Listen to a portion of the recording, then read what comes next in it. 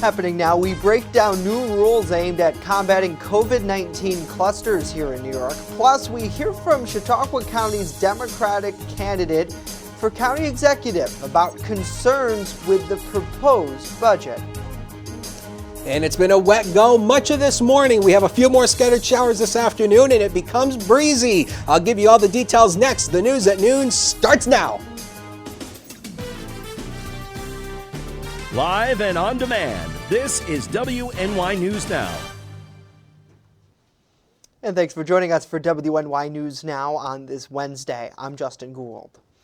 New York State Governor Andrew Cuomo is introducing new rules to combat COVID-19 clusters and now urging local police to step up mask enforcement and crack down on other violations statewide. Cuomo repeated what experts have warned since the outbreak began. As fall rolls in, instances of the virus are bound to increase. He says that the state is doing well on the numbers, but that there's a serious cluster issue caused by mass gatherings. Cuomo announced the Cluster Action Initiative to crush outbreaks and stop the spread of COVID-19.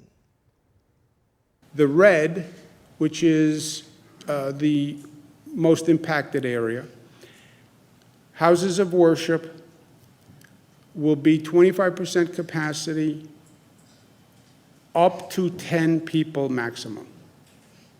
So if it's a church or a mosque or a temple, there'll be a maximum of 25% capacity or 10 people. No mass gatherings, only essential businesses open, only takeout dining, and schools are closed. In the orange areas, that's the second ring, houses of worship, 33% capacity, 25 people maximum. Mass gatherings, 10 people maximum, indoor or outdoor.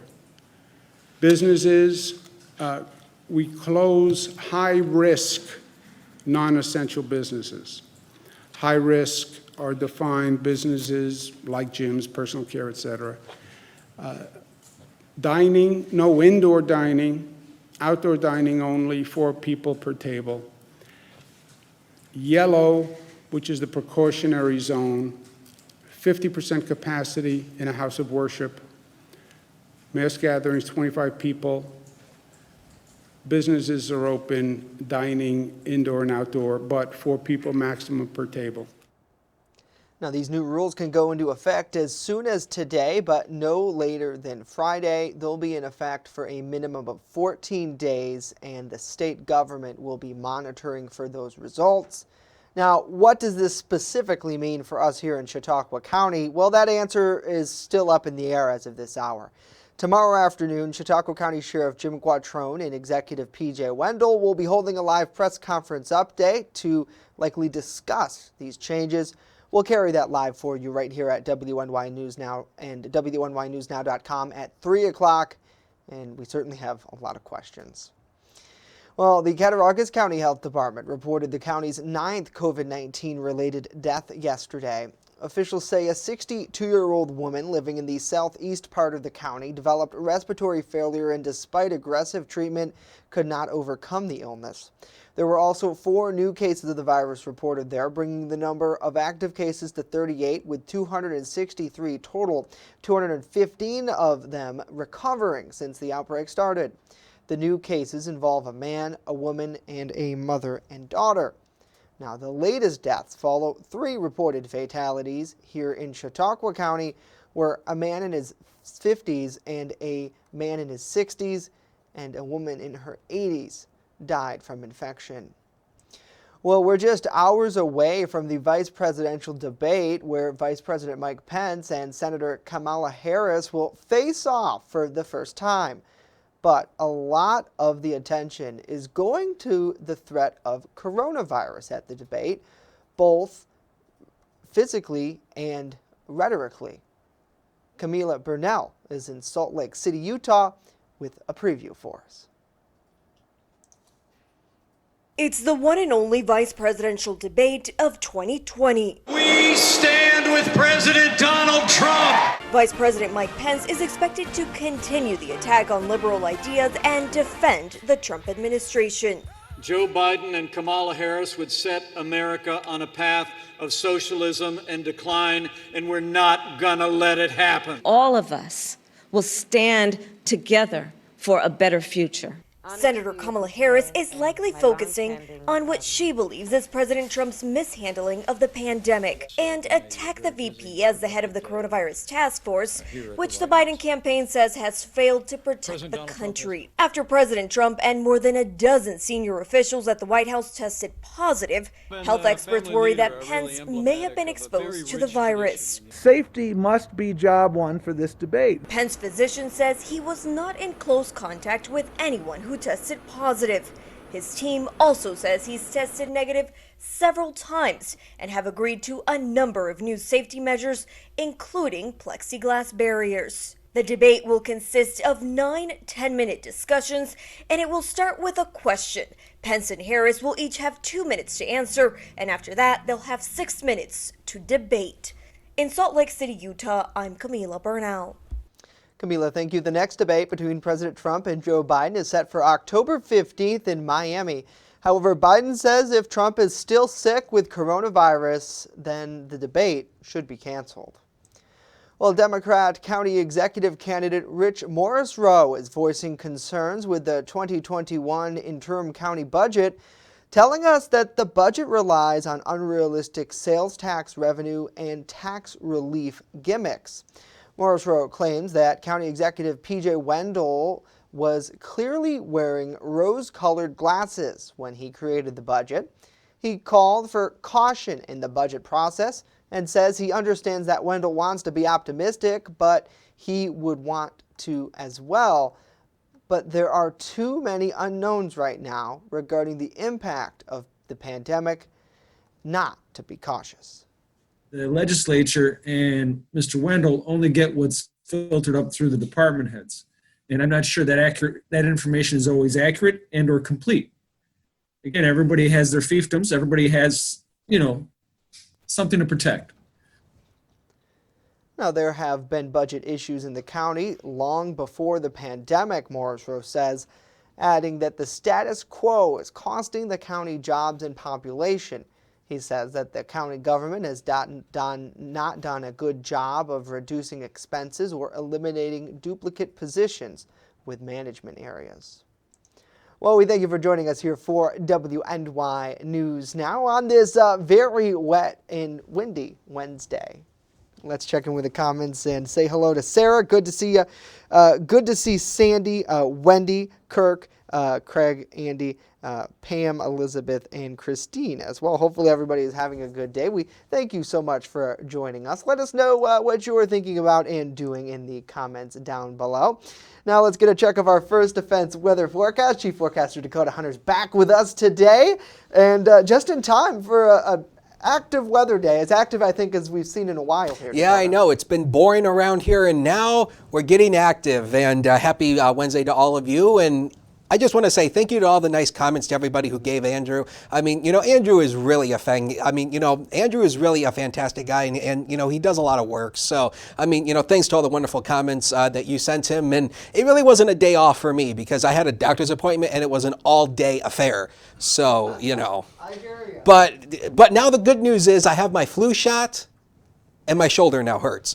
Hey, let's take a look at the 54 is the current temperature as a noon hour. Southwest wind to 10. This wind is actually going to be picking up a little bit as we go throughout the afternoon. So it's going to be rain-driven rain showers, and you can actually see the wet roads down here in downtown Jamestown from the top of the Doubletree Hotel, and that is going to be the case pretty much throughout the afternoon. Now, there is a wind advisory that stays in place for all of western New York. For the westernmost counties, these expire at 5 o'clock this afternoon. For Allegheny County, it goes until 8 o'clock, and the stronger winds are going to be moving moving west to east today. So that's why the wind advisory is going to stay in place for a couple hours longer further out to the east. But it's going to be breezy today, so keep that in mind. So if you have any sort of decorations you hung up, make sure you batten them down so they don't blow away. 60 was the high yesterday. We bottomed out at 52 this morning. 85 was the record high set only about 15 or so years ago in 2007. And the record low was 24 set back in 1904. So through the afternoon today, early widespread showers taper off. Just a few more isolated to scattered showers through the afternoon. Partly sunny otherwise and windy, 56 to 67 with a southwest wind 15 to 30. Some wind gusts 40 to 45 miles per hour. Now, tomorrow's going to be a lot better. Then we get into a big warm up as we head into next week. How warm? I'll tell you in just a few. Justin? All right. I'm looking forward to that, Dakota. Thank you. Well, President Donald Trump has slammed the brakes on stimulus talks for now. As John Lawrence explains, this move is despite the threat of more worker furloughs and layoffs nationwide, as many households are still struggling throughout the COVID-stricken economy. Stimulus talks have hit a wall. It's very clear that the president and Mitch McConnell do not put protecting American people as a priority. They make it so plain. One day after leaving the hospital for COVID-19 treatment, President Trump blasted House Speaker Nancy Pelosi on Twitter, adding that he has instructed my representatives to stop negotiating until after the election. It became very clear that Speaker Pelosi would rather have zero than 1.6 trillion, and she was really just playing games and holding things up. Word of the scuttled talks rocked Wall Street. Both the Dow and S&P tumbled Tuesday. There's also concerns from the airline and restaurant industries, which have been struggling during the coronavirus pandemic, and fears of the impact of a surge in illness. One such risk is that COVID-19 cases might again rise to levels that more significantly limit economic activity. And it may be a while before a solution is found. It looked like there was a real chance to get to yes, and the president, for whatever reason, basically said, no, I'm not interested anymore. The speaker has insisted on including things that don't have anything to do with the coronavirus to really bail out Democrat states. And so she's trying to really exploit this situation that our country's in to get stuff that is unrelated. I'm John Lawrence reporting. John, thank you. Democratic presidential candidate Joe Biden issuing a statement yesterday saying that the president's decision to cut off stimulus talks means that there will be no help from Washington for the foreseeable future. Well, in the face of that decision to stop the negotiations until after the election, the Problem Solvers Caucus and local Congressman Tom Reed are urging lawmakers to return to the negotiation table now. Reed says families and local businesses hit hard by the pandemic can hardly afford more delays in getting help. He says his caucus created a framework in which an agreement is within reach and warns that inaction is not an option. Trump says he's willing to sign another round of stimulus checks for Americans currently. Well, coming up next, we hear from a local hockey team about their effort to recruit players amid this pandemic.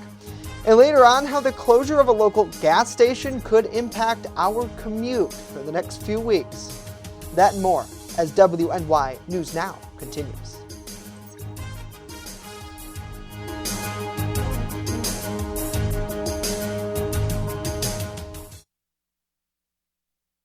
With coverage that matters, this is WNY News Now.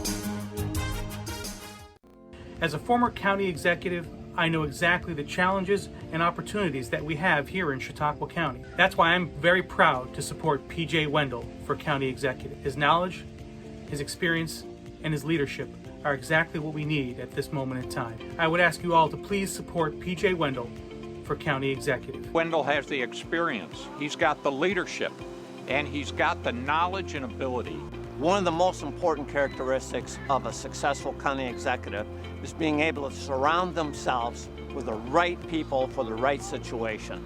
And that is exactly what PJ Wendell has done. Having direct experience in county government is absolutely critical, and no one should start out as county executive with having no experience at all with county government. So PJ Wendell brings that experience both as a long-term legislator and a former chairman of the legislature.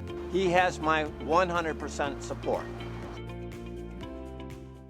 EagleZip.com is your local one-stop shop for all of your home and business computer needs. Located on Fluvan Avenue Extension, just outside of Jamestown, EagleZip.com sells and services all brands of desktops and laptops, as well as servers and network equipment for your business. All new computer sales include transferring your data from your old computer plus a 2-year warranty. Call EagleZip.com today. Stop by EagleZip.com today and let us make computers easy for you.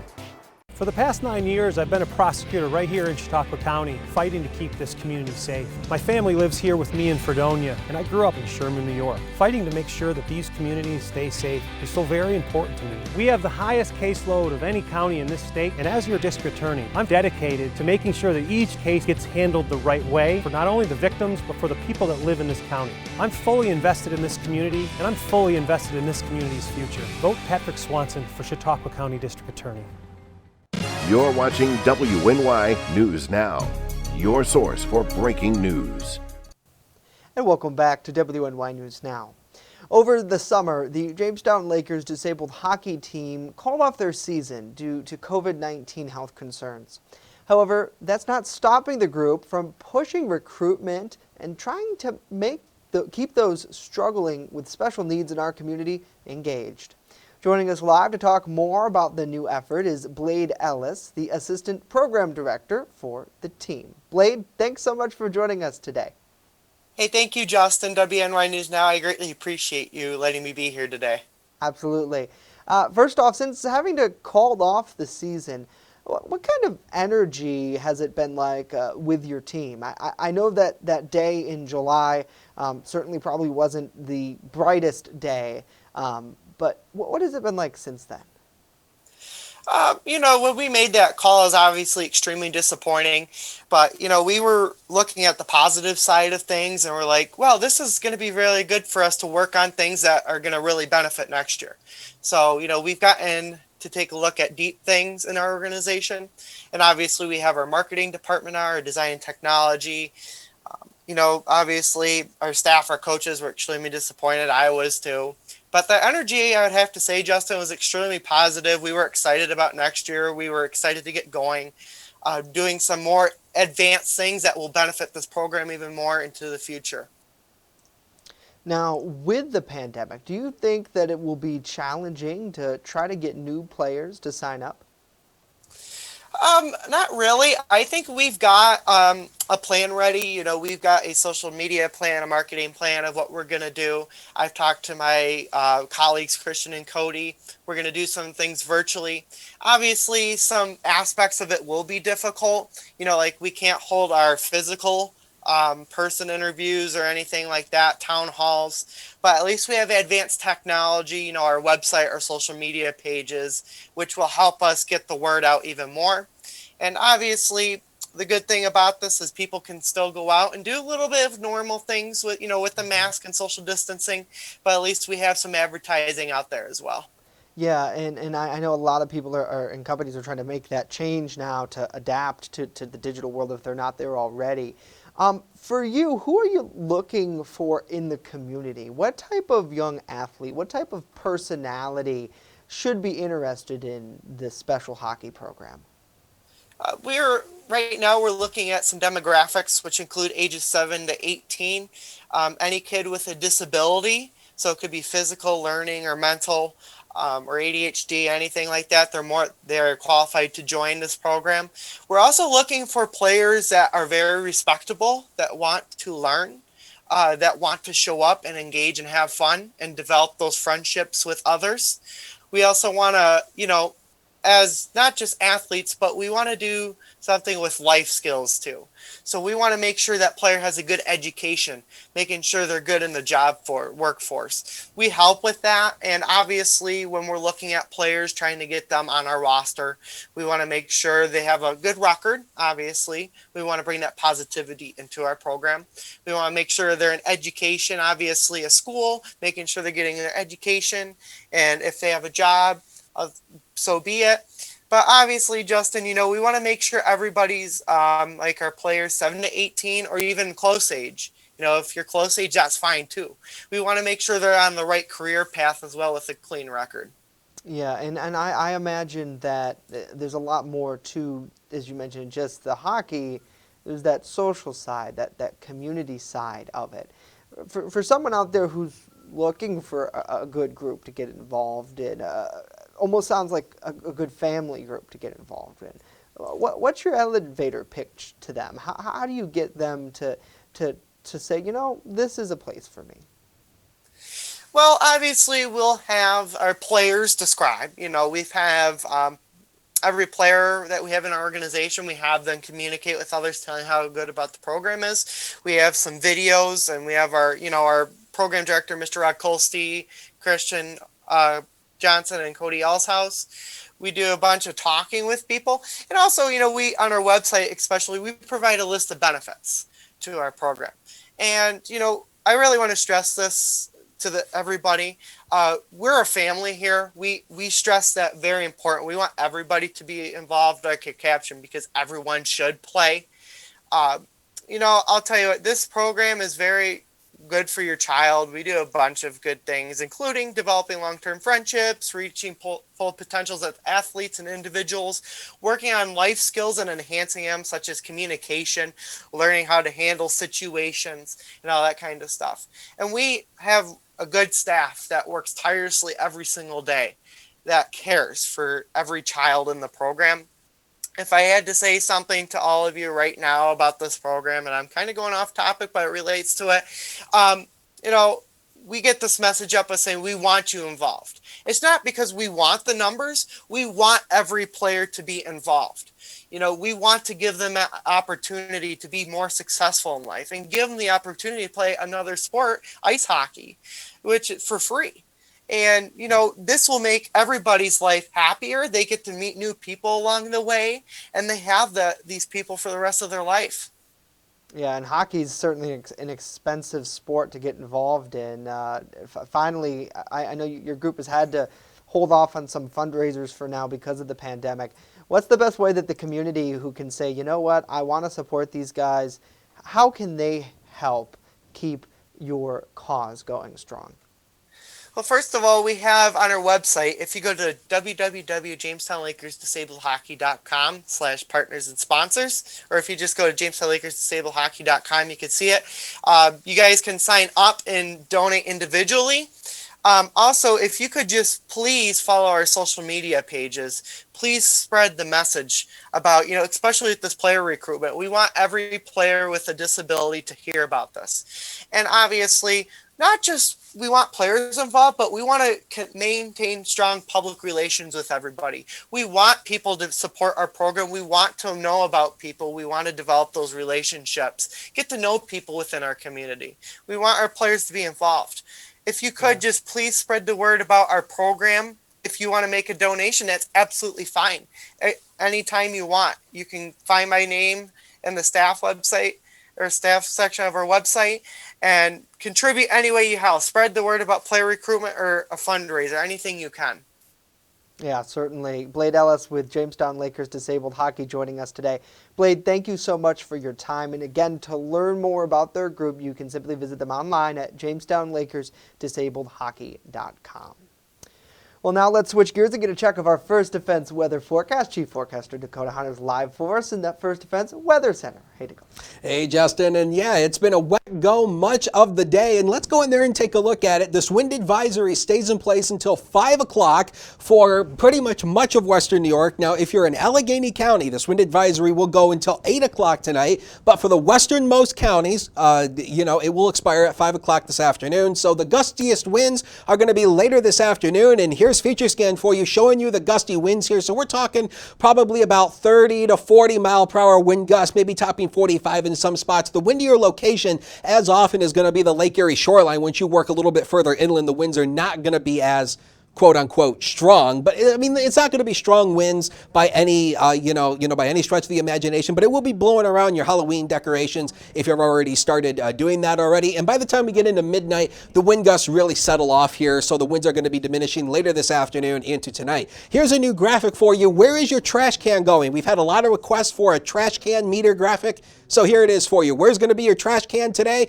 Well, it's going to be tipped over. So again, if you have, if your trash people are running late today. Yeah, you might find your trash can a little bit tipped over today, but how's this new graphic for you? We've had a lot of requests for it, and there it is. We made it for you, so you're welcome. All right, let's take a look at the zone forecast. The inland areas today, a bit cooler than where we were yesterday. We're going to struggle to hit these numbers today, and I think a lot of this is not going to be due to the rain. It's going to be kind of related to how much sunshine we get. So again, I don't think we're going to see a whole lot of sunshine, so these numbers might actually be a tad bit overdone, but we'll see on that. So the radar actually shows you this is the bulk of the rain moving from west to east. A lot of it now is actually further out to the east, but there's still going to be some scattered showers popping up, especially across the westernmost areas pretty much through the afternoon. So let's take a look at that on modeling. Future Scan shows you that pretty well. The widespread rain tapers off west to east, and it does fire up a few more scattered showers through the afternoon. So not out of the question. You could see a couple more scattered showers, just not in the widespread nature that we had. Now, overnight tonight it should be mainly dry. Now, tomorrow there'll be a chance for a morning shower, and then after that clears out of here, the afternoon is going to be great with partly to mostly sunny skies for the afternoon. Still a little bit cool. Temperatures only in the 50s though. How about this? Delta is now a hurricane here off the coast of Mexico. This thing was a Category 4 hurricane yesterday. It weakened off a little bit, but it's still a Category 2 with 105 mile per hour winds moving to the northwest at 17 miles per hour. And the current forecast track from the Hurricane Center has this coming up into the Gulf of Mexico and making landfall once again near the Gulf Coast states. Now it has it coming in likely as a major Category 3 hurricane, so we'll see on this, but our concern is going to be later in the weekend into next week as the remnants come right up the Ohio, basically as the remnants come right up into the northeast. There is a chance we could see some tropical moisture likely Monday or Tuesday from the remnants of Delta. Not sure yet, but that is something we're going to keep an eye on over the next couple of days. And yeah, we're already in the Greek alphabet. Delta is on the list. The furthest we've gone is Zeta in 2005. No doubt in my mind we're likely going to go much further than that. How about the future? Next 7 days brought to you by 42 degrees and sunny, 56 tomorrow. And Friday starts this warm up of good supply of sunshine. Now we have added just a small chance for a shower on Saturday, but look at that, 74 degrees, should be mainly dry. Same thing for Sunday, 65, up to near 70 on Monday. Monday and Tuesday is going to be iffy. It's going to depend on the track of the remnants of Delta and if we see the tropical moisture. So stay tuned for that. We'll be right back after the break. Don't go away.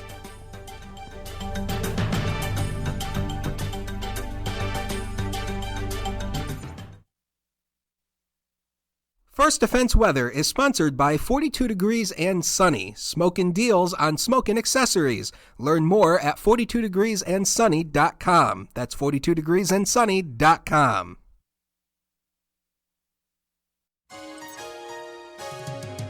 Fast, accurate, and everyday. First Defense Weather.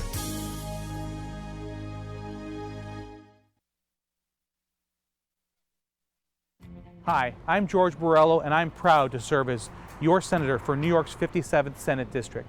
In fact, in my first year, I've passed many pieces of legislation as well as helping people and businesses in these challenging times. From fighting for a safe, common-sense reopening of our state's economy during the COVID-19 pandemic to continuing the push for the repeal of the state's flawed criminal justice changes, which have made us all less safe, I am working hard for you every day as your state senator. Your vote will help me continue my mission to boost New York's economy, struggling from the COVID shutdown, and for small businesses not just to survive, but thrive. I will also continue to hold the government accountable by reviewing policies that led to the tragic nursing home deaths statewide. I'm proud to represent our beautifully diverse region, and I will be honored to have your vote on Tuesday, November 3rd, so that I can continue my work fighting for you. It's not about rhetoric, it's about results. Paid for by Borrelo for Senate. And welcome back. The Frewsburg Quick Fill will not be selling gasoline for the next several weeks because of construction there. According to a sign posted at the station, the location will be under construction as they upgrade the lot, pump islands, fuel dispensers, and install a new canopy. As a result, parking will also be limited and the store will be unable to offer fuel. Quick Fill is directing those to its Foote Avenue Extension location for petrol. The store will remain open for all sales, however, it could be closed down for a few days because of the construction.